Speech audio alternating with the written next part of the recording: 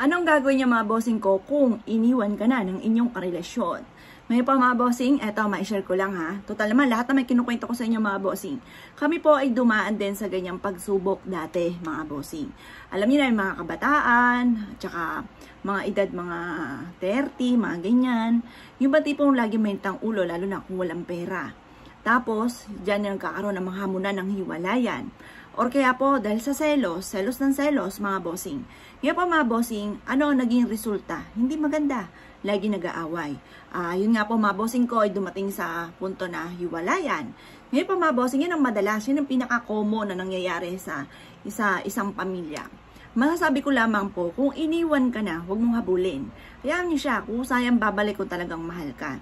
Ngayon pa mga bossing, kung hindi ka naman iniiwan pa, at pero nandun pa rin kayo sa estado na lagi kinag-aaway, ang gawin mo, kung ikaw ay babae, kasi gato ginawa ko, ako pa mga bossing ko ay gumawa ng sarili kong desisyon, gumawa ako ng sarili kong diskarte, gumawa ako ng, yung mga nalalaman ko mga bossing, kagaya sabi ko nga po sa inyo, ako po ay gumawa ng pastillas, yema, pulburon, tapos, nagko-cross stitch din ako dati, binibenta ko. Gumawa ko ng sarili kong diskarte at hindi ako naasa sa karelasyon ko. Bagamat, nagtatrabaho po siya, namamasada siya dati ng tricycle mga bossing, mister ko. Ngayon po, may sarili akong kita. Kumbaga, hindi ako mapagmamalakihan kasi meron din ako sariling kita mga bossing. Ngayon pa mga bossing, ganoon din ang gawin po ninyo. Imbis na mag-focus ka sa selos, i-build up mo yung sarili mo. Kasi soon, kumbaga, magiging patas kayo kasi hindi lang naman lalaki yung aasahan mo. Huwag mong asahan yung lalaki, yung karelasyon ninyo, na siya lang yung bubuhay sa inyo. Dapat meron ka din. Dapat hindi ka naasa kanya. Kasi yan, kapag naasa ka sa kanya, iniisip niya hindi mo kaya, tapos mas malaking bibig niya na magsalta sa inyo. Kaya kung halimbawa may ganyan sitwasyon, mas i-build up mo yung sarili mo at huwag kang aasa sa kanya. Tapos, ang focus mo lagi, hindi sa karelasyon, ang focus nyo lagi sa anak po ninyo.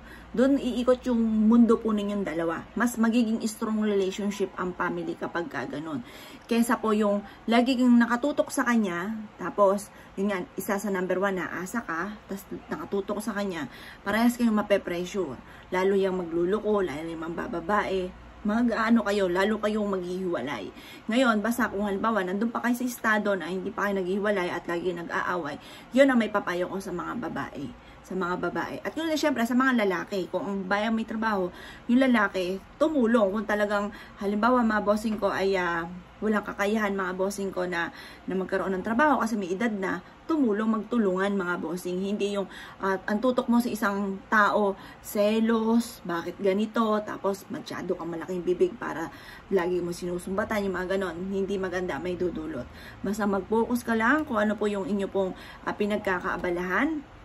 At yan po mga bossing ko yung magiging okay lahat. Pero kung wasa iniwan ka na mga bossing, babay na rin. Huwag mong pipilit yung sarili nyo. Kasi wasa iniwan ka ng isang tao, matik po yan, sign na po yan, na wala talagang pagmamahal sa inyo. Or kung may pagmamahal man, matigas ang kalooban po niya na iwanan ka. Kaya kapag ay mga ganyan mga bossing, wasa iniwan ka na, babay ka na rin. Huwag kang pagpipilitan kasi wala rin magandang maidudulot. Ang ending, mas nagiging kawawa ka.